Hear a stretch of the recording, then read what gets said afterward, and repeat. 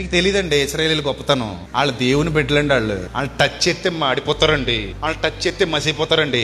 మరి నిన్ను టచ్ చేస్తే ఏమో అవదేట్రా? నువ్వు దెయ్యం పెట్టరా నువ్వు?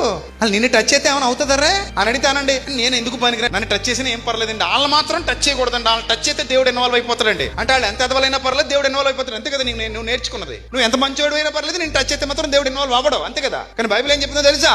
ఎవడు నా మాట విని వణుకుచుండునో వానినే నేను దృష్టించుచున్నాను. ఆడు ఇశ్రాయేలీయుడా, గ్రీసు దేశస్థుడా, లేకపోతే ఇంకో జాతోడా, ఇంకో మతముడా, స్త్రీయా, పురుషుడా, ఏ భేదము లేదు.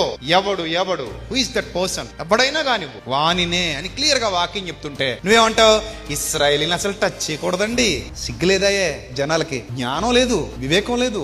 నువ్వు భక్తుడివైతే, భక్తురాలవైతే మార్పు చెందని ఇశ్రాయేలీలందరికంటే నువ్వు గొప్పోడివి ఆయన దృష్టిలో. అర్థమైందా? అతను యూదుడైనా, గ్రీసు దేశస్థుడైనా, దేవుని మాటకు విధేయత చూపని వాడు, ప్రభు పేరట వచ్చి వాడు స్తుతింపబడును గాకని చెప్పని వాడు ఎంత గొప్పవాడైనా దేవుని దృష్టికి వ్యర్థుడే, దేవుని దృష్టికి పనికిరాని వాడే. అదే బైబిల్ చెప్తోంది. కానీ మన వాళ్ళు ఇంకా సబ్జెక్టు తెలియక ఇప్పటికీ మార్పు రాలేదు చాలా మందిలో.